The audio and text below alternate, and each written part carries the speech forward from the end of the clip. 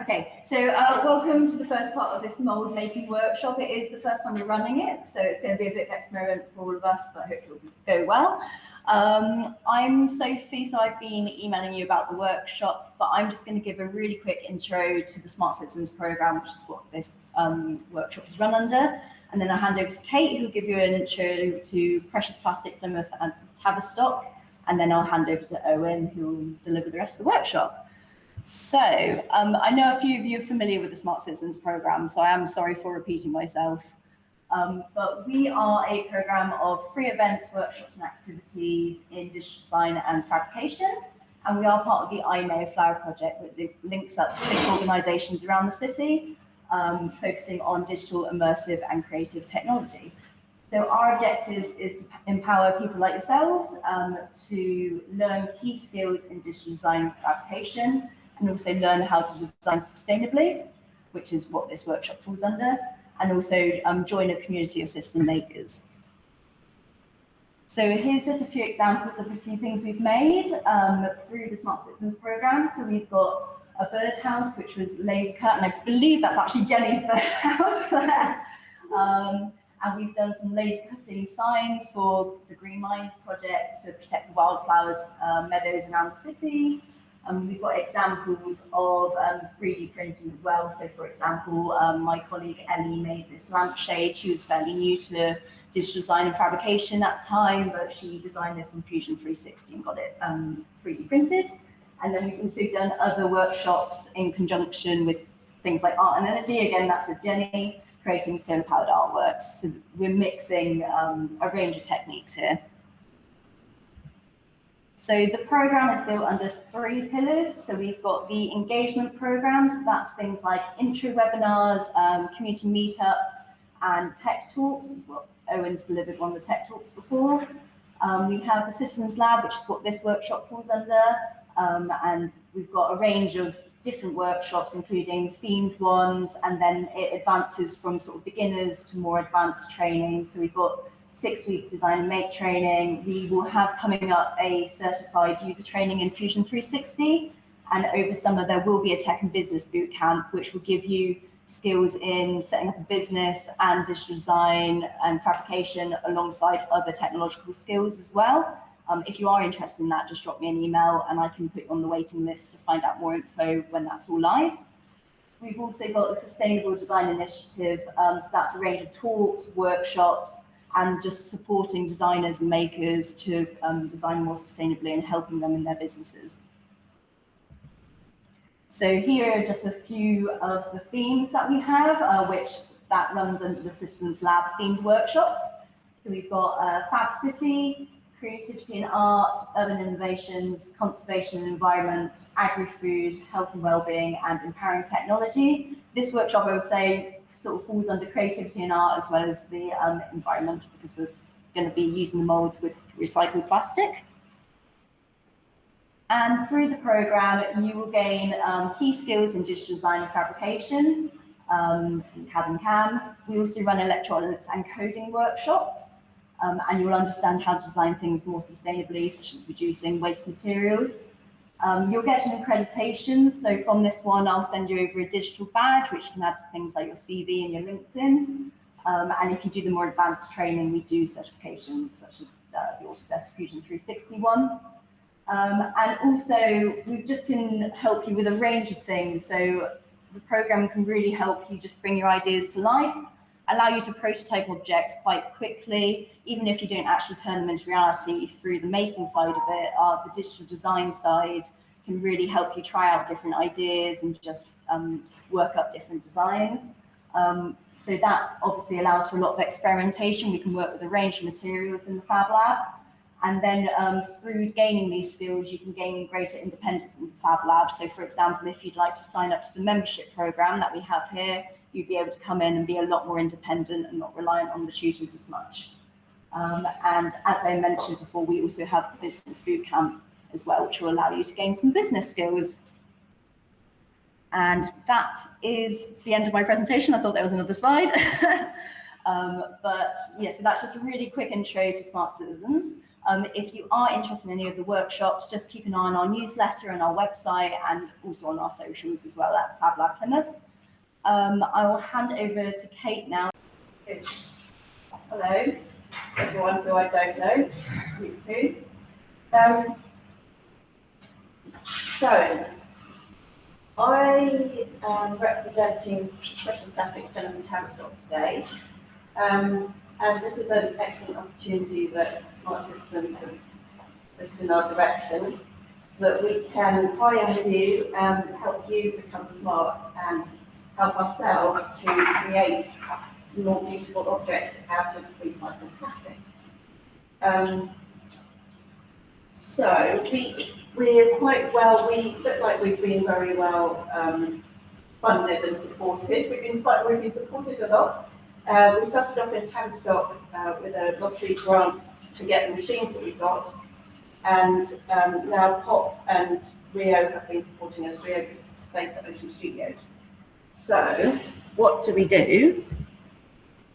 Oh, this comes from the, I'm just going to skip that, sorry. That's what I wanted to do. So Precious Plastic, do you want to know about Precious Plastics as a kind of global movement? No. Okay, it started in the Netherlands by a guy called Dave Hackins, who designed some really low-tech plastic recycling machinery. And rather than kind of keep it to himself, he just put it out open source and started this big global movement.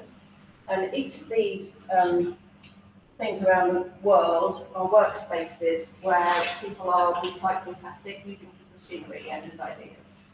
And particularly in those countries which don't have much recycling, it's really useful. Great. So, in Plymouth, we have a space down at Ocean Studios, which is Royal William Yard, which is really lovely. And we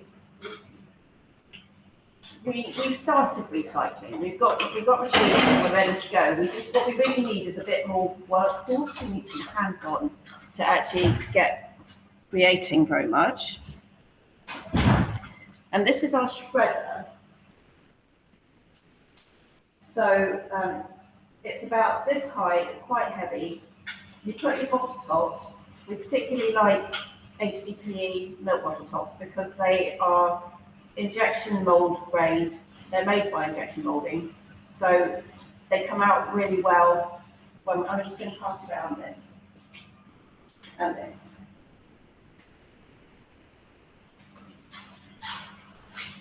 So, and also the size of them works really well in the machine, so it doesn't jam it. So much as we would love to take all sorts of bits of bleached plastic and rope and all sorts, it will jam up our machine. So we're mostly using these. We shred it up into the little chips that you see in the bottom here. And then we use our really low-tech injection molder, that one there with the wooden handle. But beautiful. Yeah, it's brilliant. So it takes about, so now we're talking about sort of logistics and stuff. It will take about 90 grams of plastic shred, which is about enough to make a soap dish. Just a little bit more than you need to make one of these. I think that, so when we're talking about mould making, I think that the width of the elements being less than 1 centimetre is quite important. Yes. So it doesn't shrink back and that sort of thing. And as a mould, it needs to have 2 parts and an injection hole and throw around one piece so that you can get it out. So that's our thingy. We don't make these sockets, that's somebody else at the moment, but we could. That was supposed to be a video. So you put them in and it shreds them up. Now, hopefully, this will play.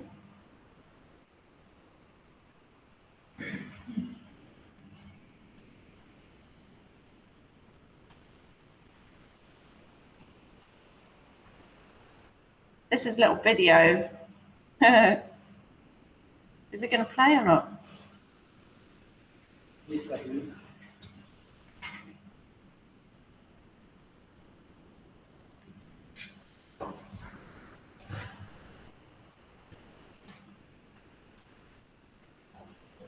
No, I don't know that they're going to play, unfortunately, which is a real shame because it shows the whole process of the injection moulder. Brilliant. And the moulds, which I haven't brought with me, unfortunately. I make it. No. I would say no. Maybe not. Okay. Sorry. Well, that there is the soap dish mould. That was big. CNC cut out of aluminium, I think. And this is button mould, which it's a shame we can't show the video because it shows you what it looks like inside. You see the little button wheel that I passed around, and the way it so it injects in the top and then spreads out through the buttons, and there's a little tiny thin air channel to let the air out at the end of each of those buttons.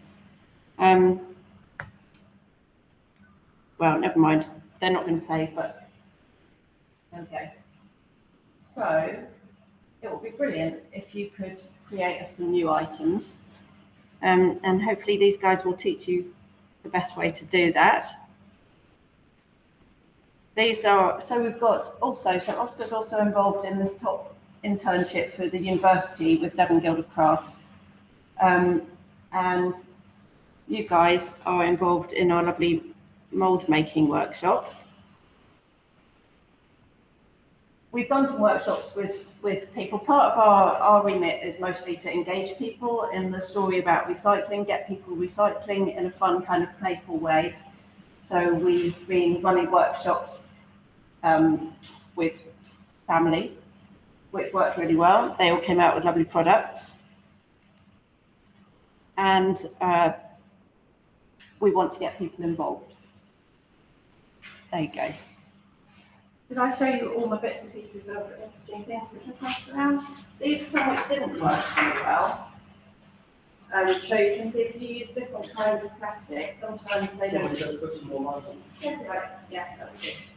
So some kinds of plastic, which are probably not meant for injection molding, get a bit gloopy, or if our mold is not warm enough, it's a bit. It's just sometimes you want to like the edges of it.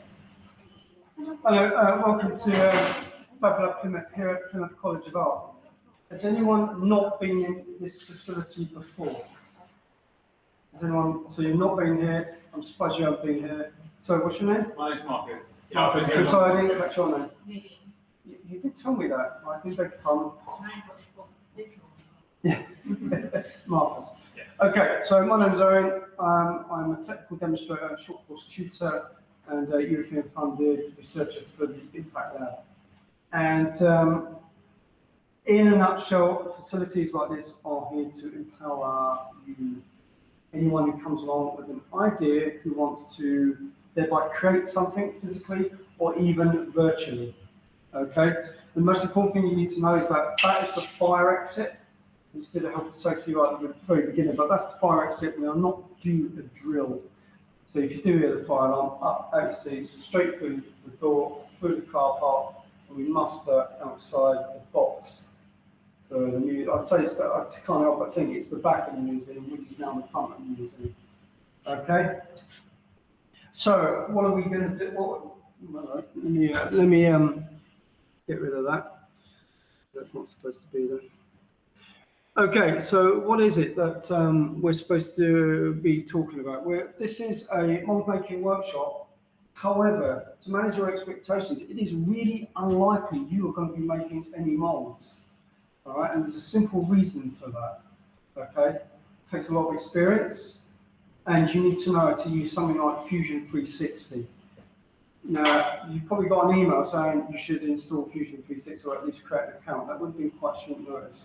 You're going to need that for next week. Okay. Now, the other reason why you're probably not going to make any moulds and design any moulds per se is that this course is only 5 hours. Okay.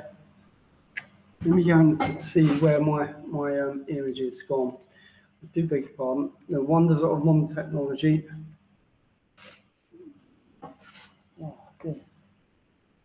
He doesn't want me to share my Rhino file, but okay, so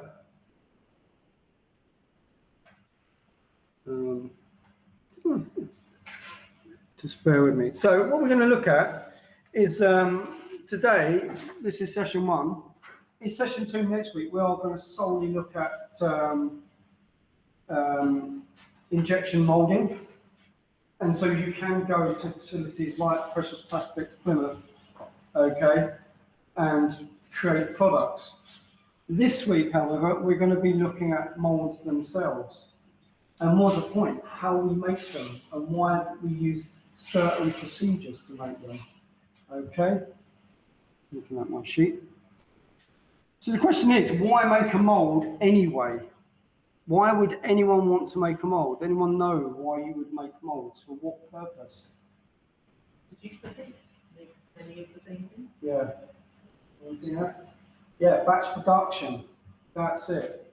So, for example, I'll show you a slide next week of a mould that Lego was using. Okay, it's produced 120 million Lego bricks. Okay. Yeah, and it has like 6 bricks per mould. That's it. 6 bricks. So that's probably done whatever 120 million divided by 6 is operations. Okay, so you can go on that real industrial setting. Moulds like that would be very expensive to produce. Alternatively, you can make really simplistic moulds, okay, which we're going to have a look at here and now. If I can get my display settings exactly how they should be. Right, where are we? And here we are. Okay, so we know why we want to make moulds, okay, but there are many traditional methods in doing so.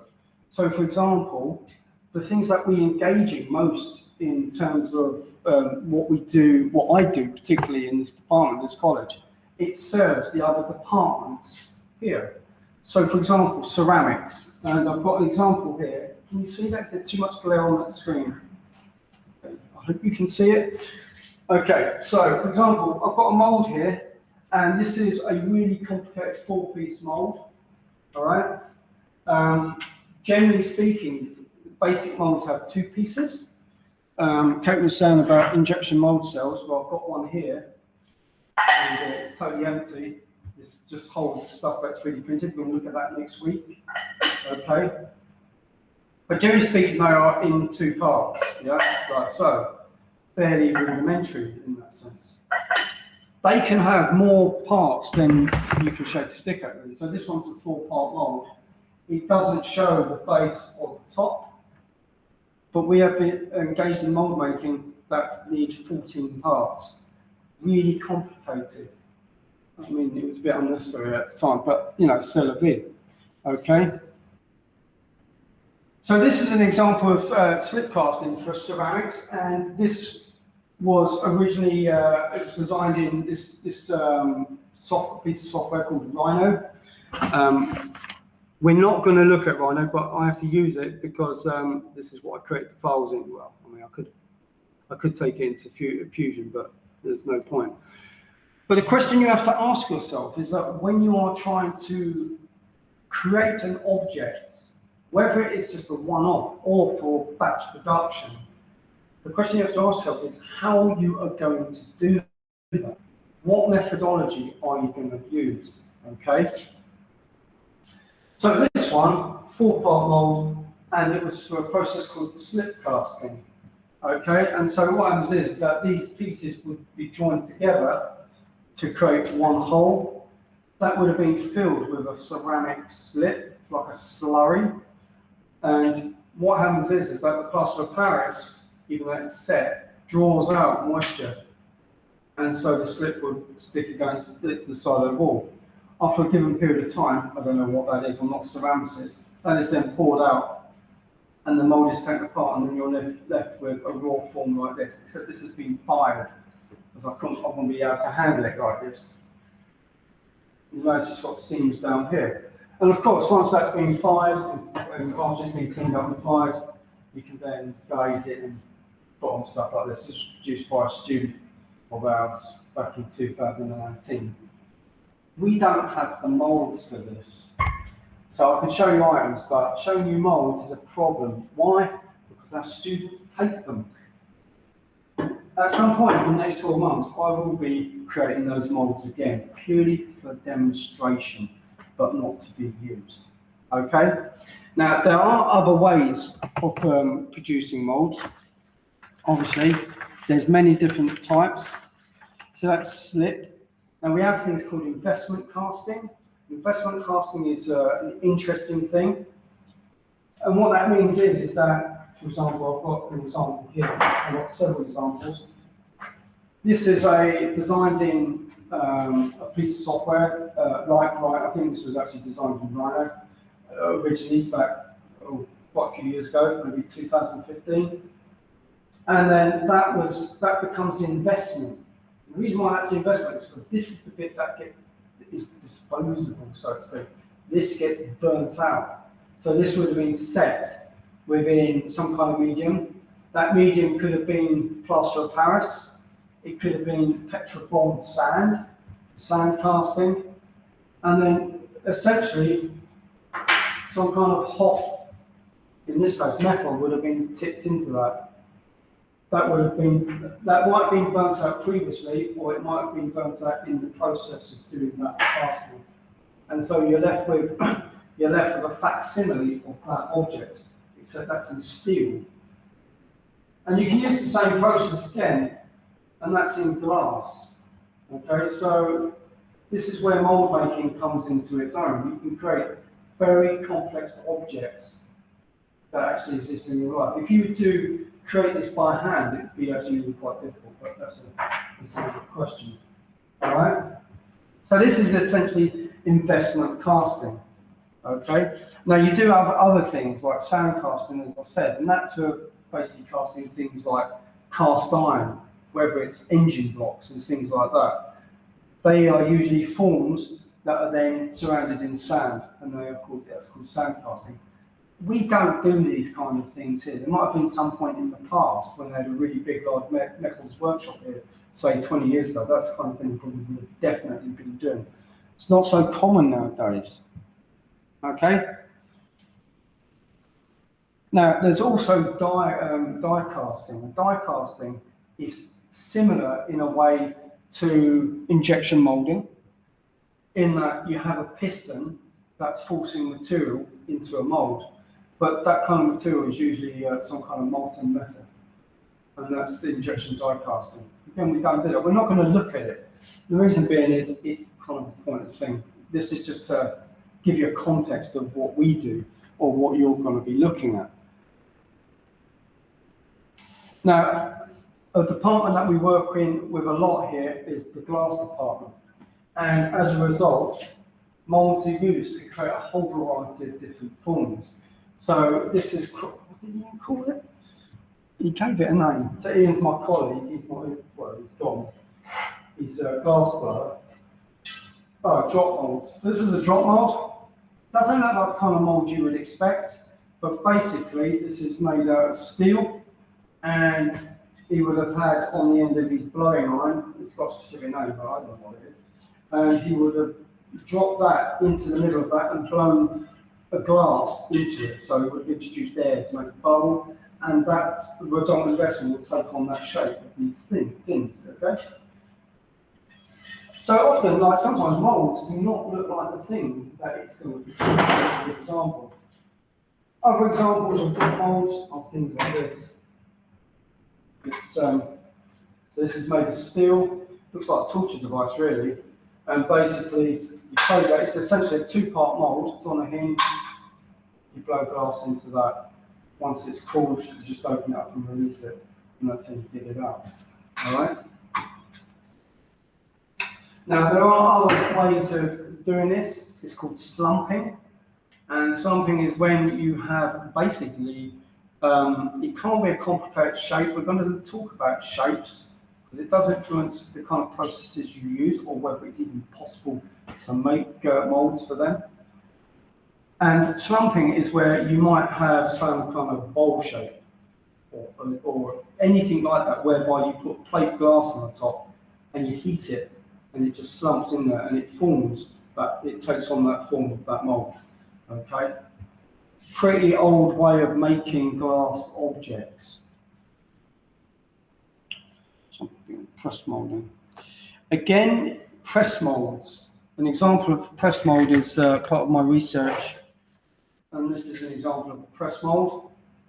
Okay, there's my test piece, about 3D printed to make sure, well, just to demonstrate to my research partner. And so you have a positive and a negative. We're going to look at positives and negatives because some processes you can take different approaches to. It's not true of injection molding, there is only kind of one real approach to that, but that's the next week thing, right? So the idea is that that goes on there. In this case, we put in a pulp that's made of miscanthus, which is otherwise known as elephant grass, and that is compressed. Take one part off and leave it to dry. And sure enough, I mean, I've used it once, only once, and this is probably the first example of my canthus being used as a way of holding apples. Okay, so this is another way you can use molds and how important that is. All right, and those are press molds. Now we've got another press mold sitting in our CNC milling machine, and that was from the more advanced SCP course that we're running, and that's in order for someone to make visors for VW not combines, but dashboards. Needed to make visors for dashboards over weird shape. So if you're interested in those kind of things, we can help you explore that in other courses. Okay. Now, other than injection molding, the other kind of molds we make are formers, and a former is something like this. This is a test piece made out of this hideous material called polystyrene. That's the whole backside of that. And the idea is that this was then machined out of lime, which is a wood that's particularly good for sculptural carving work. And the thing is, what would you use that for? Well, if you're in the habit of making masks, you'd get wet leather and you would basically, which is quite pliable, you'd stretch that over the wooden former, you staple it around the back, and then you let it dry. And when you unstaple it, you've got a mask that is basically a very close fit to what that would be. All right. So these are formers, and formers they are a different kind of class of mold in a way. All right. So one kind of following. Just to mention that it gets really hot in here, and the air can be a bit stale. If for whatever reason you need to go and get some fresh air, please do. Actually, tell me because it's handy. Also, there's a toilet there. If you need it, if you want some other toilets a bit more private, straight through the doors, upstairs, it's on the landing. It's one like that. Okay. So, now the reason why we talk about traditional approaches to like mold making is because we often replicate that in terms of processes that we use in here.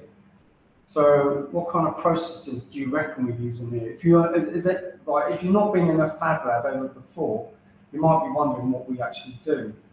So what do we do in here? Well, the question is we basically create or manipulate 2D and 3D computer-aided design models in order to manufacture them. And we use two main processes. One is additive manufacturing, and the other one is subtractive manufacturing. So additive, we're adding material, subtractive, we're removing. And it's important to understand this because often, whenever you're designing, you need to have an idea of how that will be created. Okay? And it's important to understand that because, in the kind of corporeal world that we live in, we can create things through sculpture and direct hands-on manipulation. But in the ethereal world, in the virtual world, such as here in Rhino, or even in Fusion 360, which does exist, and it's there, okay, you can create near enough anything, but there may not be a process to replicate that. A, because it may not be accessible to you, or B, it might not actually exist. I mean, that's where the cutting edge stuff really kind of happens, when you are developing brand new processes to fulfill a role. Okay, so this is doable. This is actually an injection mold cast. I heard Kate saying that you need vent holes. You also need like spares here. They're not called spares. It's completely gone out of my head. Screw. Yeah, that's the screw there. That's the screw, and then we've got that. It's a chatting mode. We'll come to that next week. Okay. But often we have to look at how things are done usually. So, for example, this thing here, it's just made of solid glass.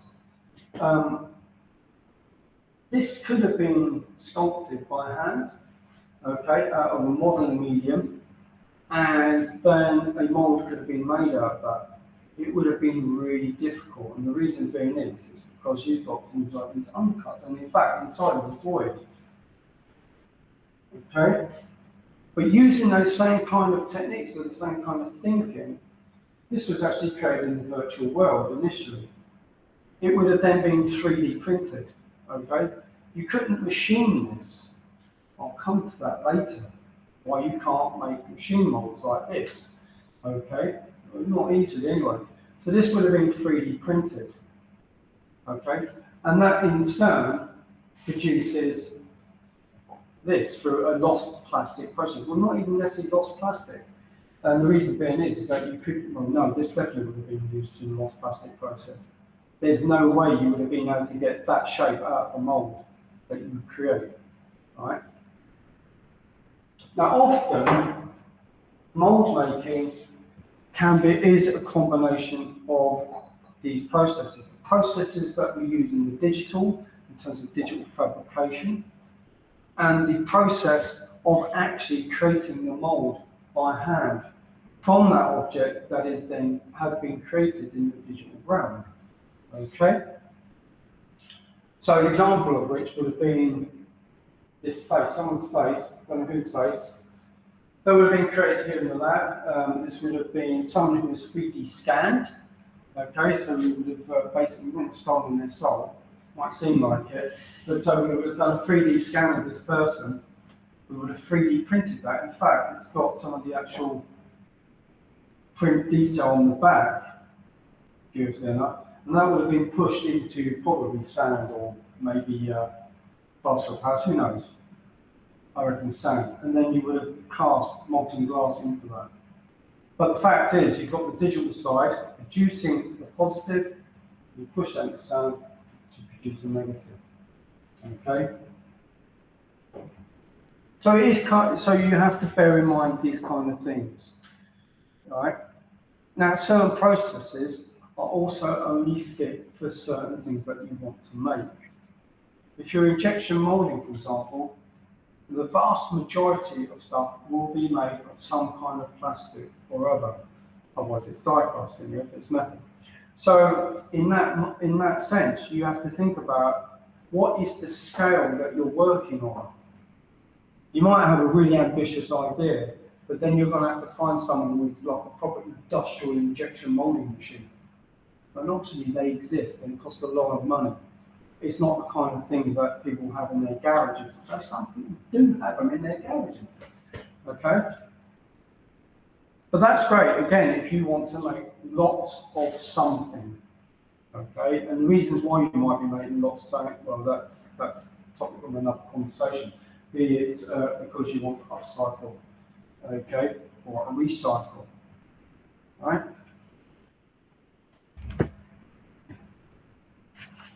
So, touching on the idea of positive, negative. Now, I mentioned that to begin with, like the idea of you have a positive and thereby you create a negative in order to then create a positive. But often, we actually create a negative. And that's how Rachel Ronnie's vase was created, because that was created as a negative form. Okay? Now, she could have had that 3D printed as a solid, as something that wasn't hollow like this, or not hollow as we would know it. Yeah? And she could have attempted to make that mold herself. but it would have been really difficult. And the reason being is, in this case, this is a totally asymmetrical vase. There is nothing symmetrical about it in any way, shape or form, any. Right? I know that because I helped her design it. To show her how to stick it together. So the thing is, you could not is probably the wrong word. It would have been difficult to have produced a positive in order to make a negative in order to create that. Now the question is, why on earth would anyone want to create a positive in the first place? Well, the simple answer is this. If you have a positive form that you are then making negative moulds from, you can make those moulds again and again and again. Whereas if you are just making a mould like this, where are you? Like this, okay? I mean, that took over a week to machine, all right? And in fact, that came from a block of plaster of Paris that weighed about 7 kilos and was about 0.5 metre by 400 mil. It was a really big block of material. When you're casting that kind of material, it takes weeks to dry. And if you're machining plaster of Paris, as a side note, everything has to be bone dry, unless it's green wood. But that's a different kind of mould. That's for glass plate. All right, you can machine green wood. We can anyway. All right. So you invest a lot of time into creating this negative mould, and that's okay. But what you have to understand, even with the most expensive precision-made moulds in the world, like they use in Lego, for example, they wear out. They do wear out. Just that continual motion of having material pushed in and then ejected is enough to denude the edges. All right? Now, this was fine. Like she made probably like a dozen vases out of this, and she was extremely kind enough to give us some examples, which is rare. We like students like that. All right? But another example, who I've just thought of, curiously enough, I'm just going to go find her, is someone called Lorna Yabsley. And the reason why I mention her is because she's made a really, really interesting mould. Where is it? Yabsley.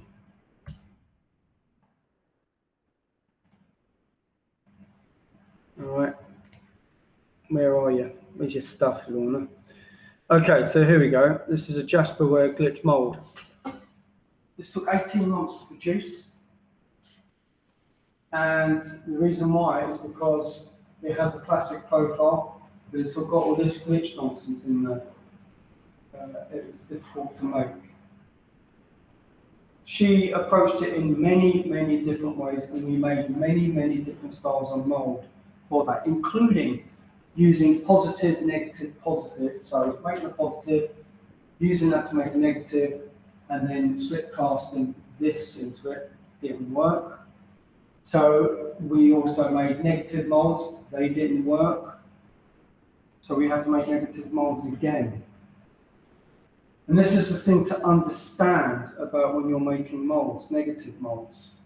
And that includes for injection moulding. You need draft angles, or angles that mean you can release an object. It doesn't have to be strictly true, because like Lego bricks do not have a draft angle on them at all. All right? And the main reason why she couldn't get that out of her mould is because of these edges. What you can't see is that these edges have a very, very slight take on them. We used a very special milling bit to do that. Okay? The mould itself took 2 weeks for me to machine. But sure enough, she did exceptionally well. But for every one of these she's made 4 that failed. Yeah. 4 to get it into the museum. Yeah, she's really good. The only reason why she could have done that is by having people like myself on hand to understand how it's made. Okay. So part of this workshop is trying to instill this idea of the kind of things you have to think about. All right? Unfortunately. It's unfortunate. Okay. How are we doing for time? I can't even see. Oh, cool. We're a bit ahead of time. So has anyone got any questions so far? How does the sand thing work? Is the sand wet? Sorry. Petrified sand it's a curious sand. It's moist. It has. I mean, the thing is, it's dry, but it has a lot of moisture to it, so it sticks together really well. So it maintains form. So you could put like this block in there. And you bury it in sand, like I said, you wouldn't put that, and you put whatever it is that you've made that out of, and then you melt that out. But the sand will retain its shape, that structure. And then you can. That's it. So it's the oil, isn't it? Yeah, that's why it's moist. Yeah. So there you go. As sounds right, you find out there's some kind of oil, and that's silicon oil. Silica oil, and it holds it together. And the thing about silica and oils and that, it's really quite high temperature, so it's not going to burn off so readily when you're pouring. Glass in this case might be about 1200 degrees Celsius plus, but if you're doing steel, that's about 3,400 plus degrees. Pretty hot. You need a mould that's going to be able to withstand those temperatures. The beauty about using sand for a casting medium is that you can use it again, because you just, to get the mould out, you just smack it with, I don't know, whatever you want, like a bat or anything, and it falls away from the mould. Once it's cooled, you can sieve that and use it again. Obviously, you need to find your investment, whatever that investment is. Yeah. To recap about the difference between subtractive and additive processes, got film. And basically, it was just a bit of animation that I just knocked up in Fusion 360. Okay, I think it's the right one. This is the additive. Hang on a minute. Yeah, that's the one. Additive. So this is additive. You are adding material. So we've got like a vase structure here. Okay. I don't want it to go too far. Yeah, there we go. So we've got like this vast structure over here. The material is essentially filling a void, okay? And that's what's happening. And that's the thing you have to bear in mind with additive manufacturing, all right? So you've got your design. It's working within the limitations of that form. Where subtractive manufacturing is different, totally different. You are actually removing material to reveal that form. So unlike, additive, where you are working within the internal, the so-called internal space, I don't mean inside, but the actual, if you can imagine like the space that fills, or that object fills a space, a volume in space. In 3D printing and additive manufacturing, it will fill that up. It adds material to those constraints. With subtractive manufacturing, you are removing material, so you are working to the outside constraints. The bottom line is that the shape that you get, whether it's 3D printed or CNC machined, is the same. Now you might think, well, what's the relevance in this? The relevance is this. If you want to 3D print something, it has to be a virtual solid, okay? So you might be thinking, what is a virtual solid? It must have virtual mass in the virtual world. Because this is the thing that gets people, it's like, in the virtual world, you can create things like surfaces. In the virtual world, a surface has no discernible, definable thickness. It has none. It is representative. And that's why they're called BREPs, boundary representations. Okay? Can you 3D print a surface? Is the question then. The answer is no.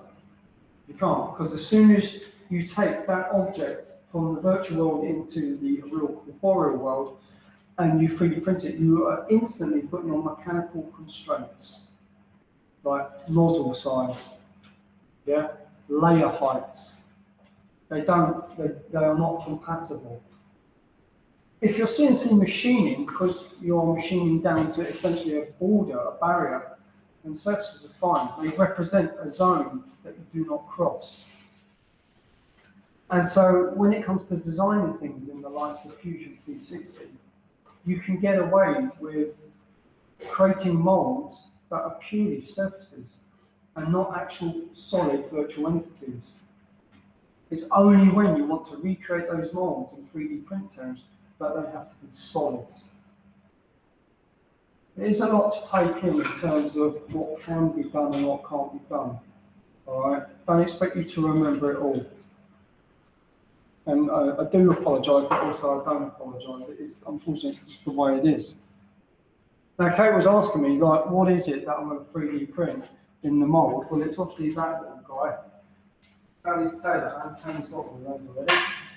It's one of my test pieces, and there's the mould for it, or was the mould, but it went wrong because I realised it didn't have a draft angle on it. And this is a 3-part mould. Why is it a 3-part mould? Because this little annoying bugger has got these little nodules on the top. If you can imagine, Can you just take them off? yeah, that's part of it. You perform it. Right. Think of a robot or something you design. This is an automated robot. So those 3D printers over there, this is a thing you test them with. So I've got so many of them knocking around. My tests to make sure the print is working. Sometimes they don't work. That's why we used to have hundreds of these knocking around. It's got lots of children, and you ever see them, like, well, it's, so that's fine. What's that mould made of? This is made out of high temperature resin, and this is made on the Form 2, the clouded guy. It's really brittle, and like the other day, I dropped that piece, it just shattered, like literally cleaved that off. It's glass-like. So how much does that cost? 24 pence a gram. And how much did it weigh?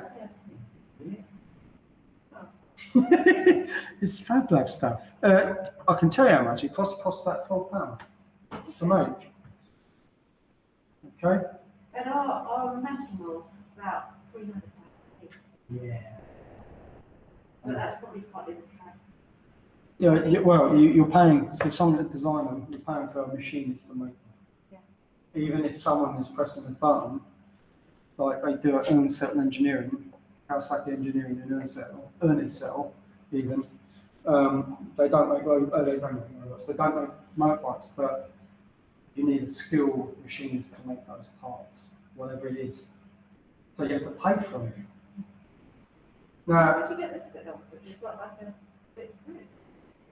yeah, well, see, the thing is, you can't in this process. Well, you can, but it just it adds another layer of complexity to this this mould. It was complex enough just for me to do that. The reason why I did that is I didn't want to take the chance that I couldn't lever out the little robot. So I Why thought, don't you just have a flexible mould? Certain molds, so. yes, yeah, but how would I make that? I would, well, yes, you'd have to lay it up. I'd have to lay that up by hand. As in, I would take that somehow, and then I'd have to get it in silicon and then do both sides. It wouldn't be so easy. We're interested in automation in here. I'm particularly interested in automation, despite the fact that I have numerous manual handling skills, tool skills. I'd rather something else did it for me. Just working in the bicycle industry for 10 years building bike frames, it just drove me up the wall. After a while, it got boring. So, where are we? Okay, so the thing is, how do we make this stuff? Well, we used Fusion 360. not exclusively.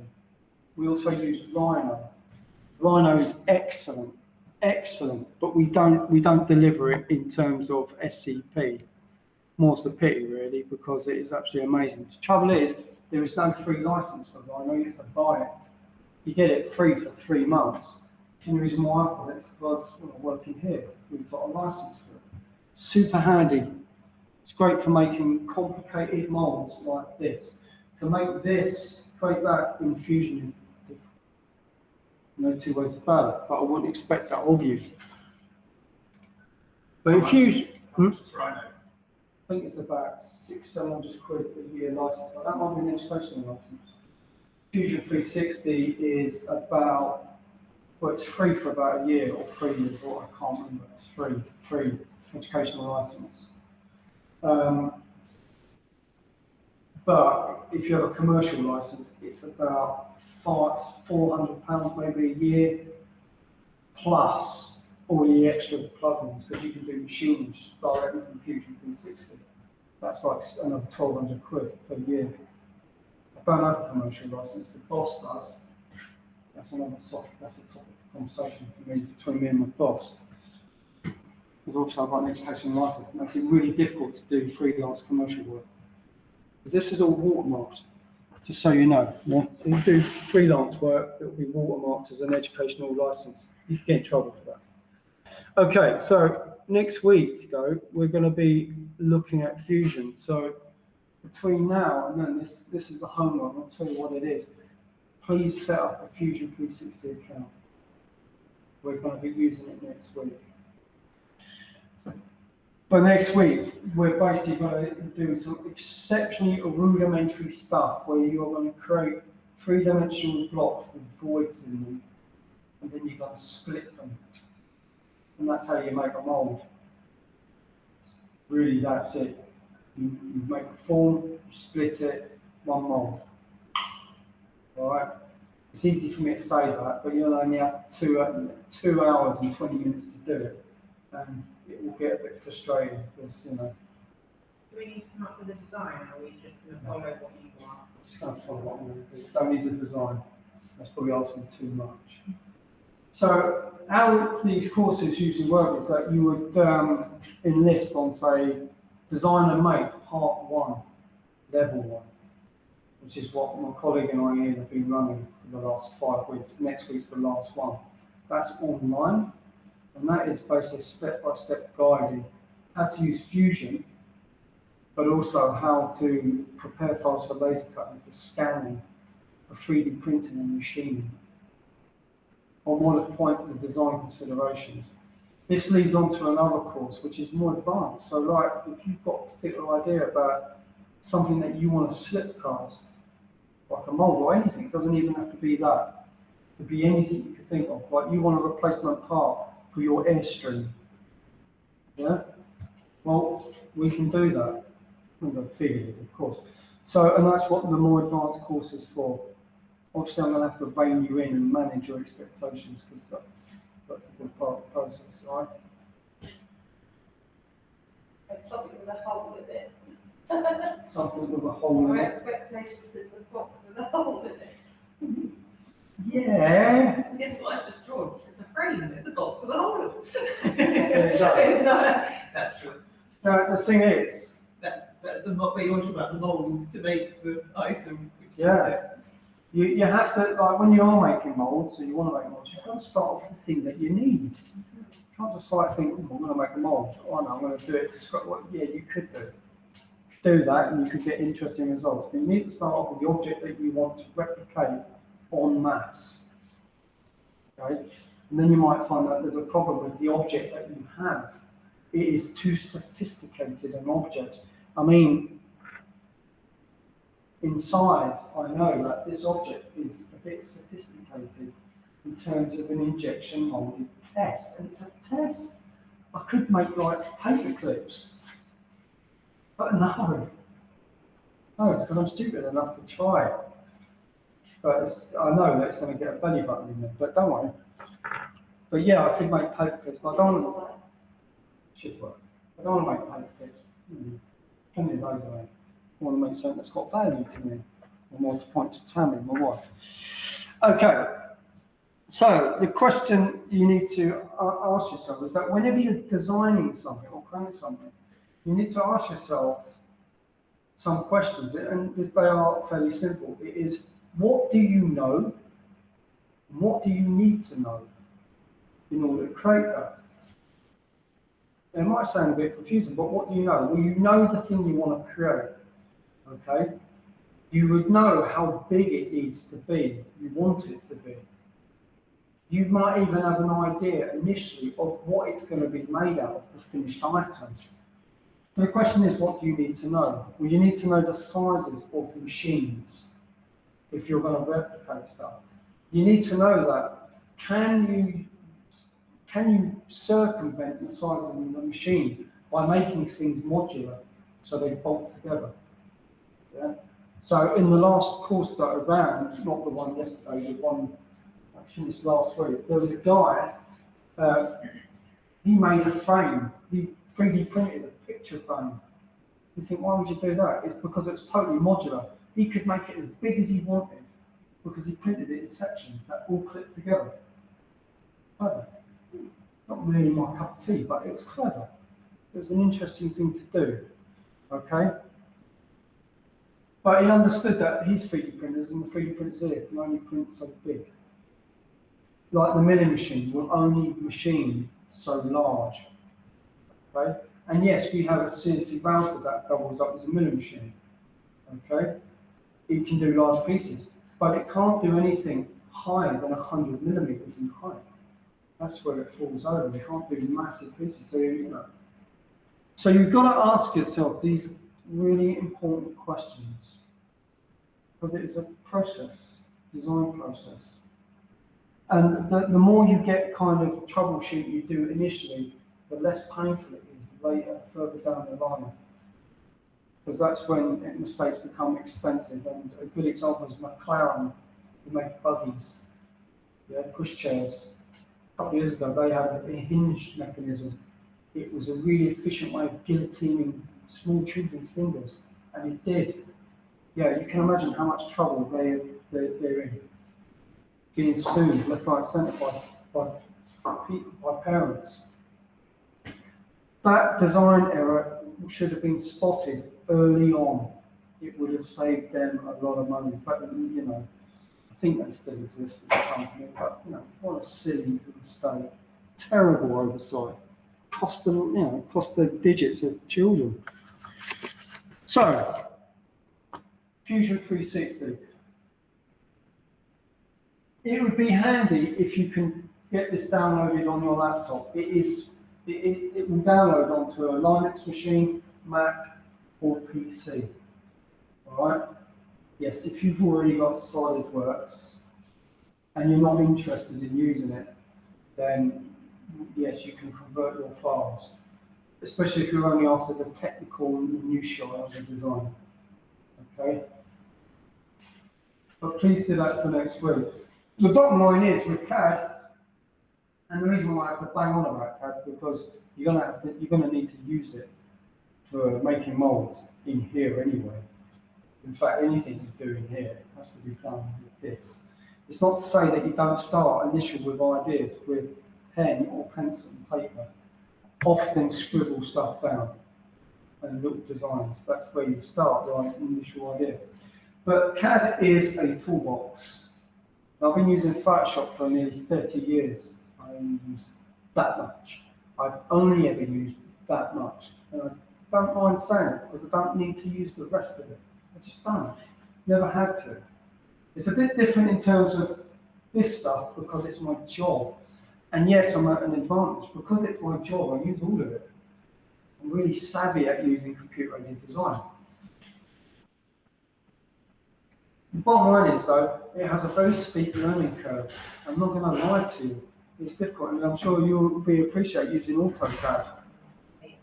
Yeah, because it's a clunky dinosaur bit of software that they still use in architecture, although they're going over to Revit, they're still using in interior design over there. Like literally there. I wish they would, but they do, and that's fine. It is similar. But the bottom line is that with this kind of software, you have to kind of see it. You can see it in several ways. My colleague says it's like going into a supermarket.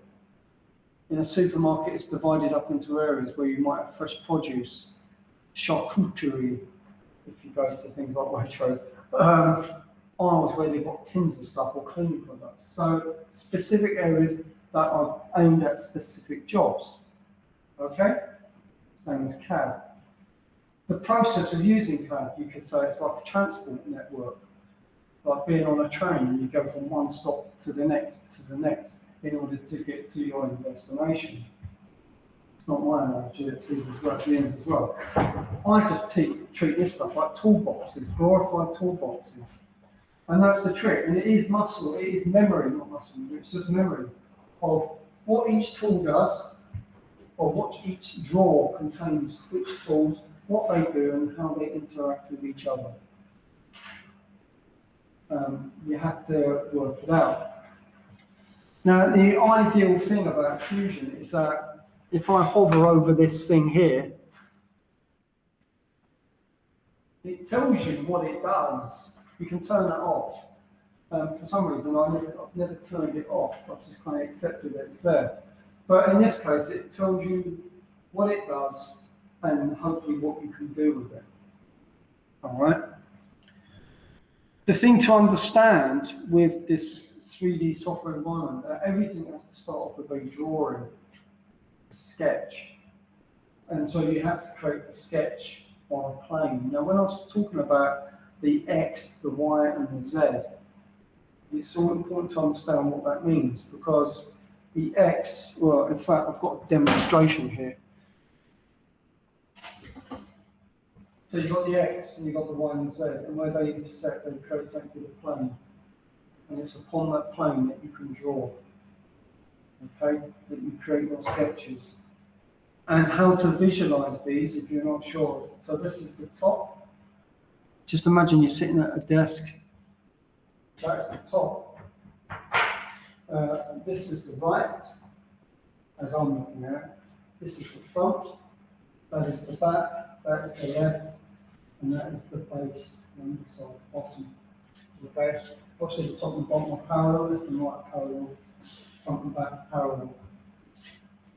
But you have to see them in those terms. Now, this is great for creating two-dimensional objects, sketches, okay? Because you're going to create them along one plane. But three-dimensional items exist within this space, okay? Within that world. And how they exist is that, in terms of CAD, they are divided up into points of information. I don't want to get too deep down this rabbit hole, okay, how that works. And so you have coordinates. So, for example, Fusion 360 is a terrible example to use in just placing a point in space, because it is. If I use Rhino, it's super simple. But, for example, if I wanted to place a point along this x-axis, if that's 0, that's the center, that's the dating point, the point of origin. I could say I want it 100 millimeters this way. I would maybe want it 100 millimeters along the y, which brings it here. And then maybe I want it 100 millimeters up. And suddenly we've got a point in space that has 3 coordinates, yeah? Okay? And those coordinates can be positive, all positive numbers here. But anywhere other than here, at least one of those numbers will be a negative. So anything this side of the green line is negative. This side of the red line is negative.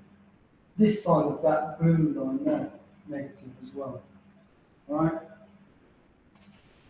You would understand this, I would hope, using SolidWorks. And if you've used AutoCAD, I'd like to use all understanding.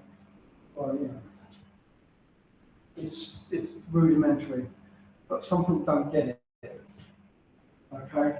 I can't emphasize the importance in understanding these concepts in order to create things like that. Or things like that crazy thing down there, which is ceramic. This thing here was created by one of my colleagues, Jason Marks, ceramicist. They don't even know how they created that. Carefully, paints that. It's a massive mould, massive. To slip past that into bonkers. All right. Without the understanding of that, this concept, you're going to be lost. All right. The thing is, even when you make moulds like this, when this was cast, Rachel's tutor said to her, "But the seams. Look at the seams." And it's true. She would have. I don't know what the term is for de-seaming stuff. There's a name for it. But essentially sanding, scraping, but she had to scrape all these off. That's when you go back to the design and say, right, I'm going to create this mould along these lines, along the edges. That's hard to do. I'm glad to say we didn't get to that point. You didn't need to do that. But the thing is, like, if you're happy with seams like that, you're happy with the cleanup, then you wouldn't bother. But of course, if you've got a cleanup, that's an additional process. That's additional time spent doing. And it's an important thing to understand, particularly when it comes to things like the injection moulding, because you won't be able to see it. In fact, where's the other guy? I've got another little guy that did a test using cardboard film. And here.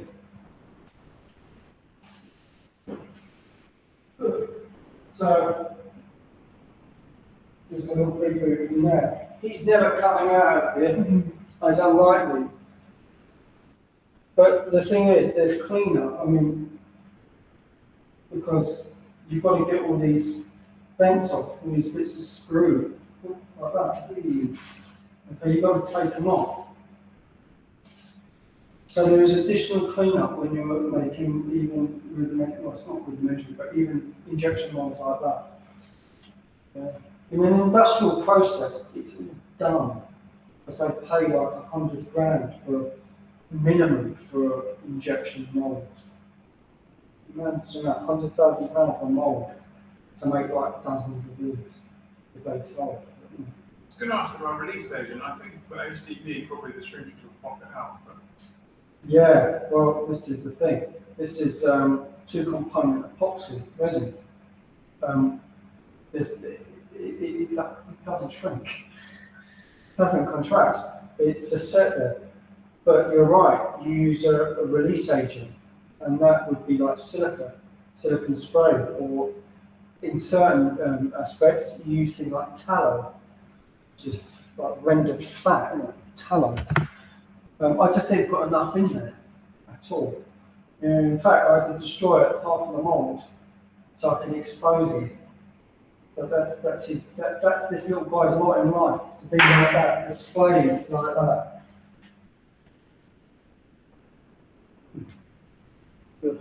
U-pole. But yeah, cleanup. I mean, obviously, I'm not going to injection mold. I'm only going to injection mold one of those guys, or maybe two, for a demonstration piece. Because if I ever really want them, I 3D print them. They're a mess. The only bit was brim. That was it. So sometimes, what is suitable for the process you want is injection molding stuff the way forward. Obviously, what you want to do, you want numerous units. But is it the right way? I don't know. I don't even know the scale of things you want to make. That's what I'm working on at the moment. I mean, The size. the size is the problematic bit. I mean, it's not huge, but it's big enough to be a bit problematic. Shrinkage. 10% shrinkage on something that thick is a lot of shrinkage, but Yeah. something that thick is right. Now, the beauty of using injection moulding on these kind of plastics, which far exceeds this, is that you can't necessarily see it. This is made up of layers. In fact, if I pass around one of my moulds, just pass it around. So if you didn't drop it, but if you did, I'll just print another one, right? It just takes 2 days. But you can see that it's made up of layers. Oh, I haven't got that. And what that means is that they are inherent weak points, they are weaknesses in the material. Because yes, one layer is deposited on another, but the layer underneath has solidified. The layer on top is molten. The thing is with injection moulding, in this case, that's all molten. It's not this guy, but it would all be molten. And so you get a certain homogeneity, that's not even the word, it's homogeneous throughout. That's why injection molded objects tend to be really strong in comparison to 3D printed objects. So inside here is like we were looking at the sort of scaffolding. There's that sort of mesh inside of it. This isn't solid, is it? It's got 45%, it's called infill, that is. It's different, but it's 45%. You don't need to print solid objects using that process, it's an absolute waste. 45% is probably about the highest I'd go. That's pretty hard. I mean, this has to take a lot of pressure. It's pretty solid. But I don't know, I'm going to stick them in the woodwork device tomorrow. But if they break, they break. Then we'll print them out of nylon. What's the structure around the outside? It just looks like a very specific design. Yes, it is. Yeah, what's that? Is that for alignment? Yeah, well, when it comes back, I'll show you. The thing is, the initial spec was that this material, it has to have a set thickness. So I thought, 1 millimetre. And the reason being is because I've got an apple. I've got one that's made out of papier mâché, really, essentially. This is vacuum formed, vacuum molded.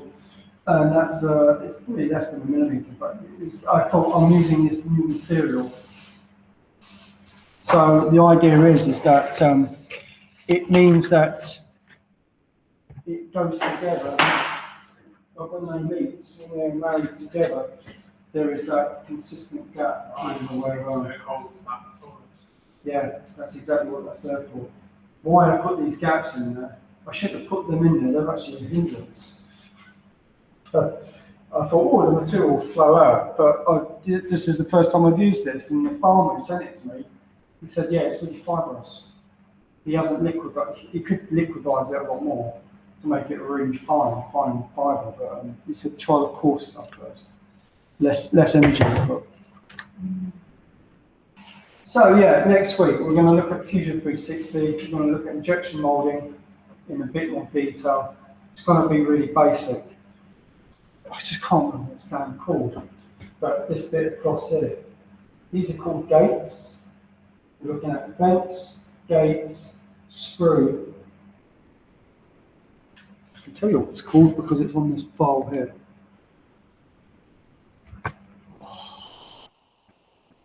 Runners. I knew it was a runner. So that's a runner. That's the runner, the gates, the vents, and the sprue. Okay, that'll do, I think, for today.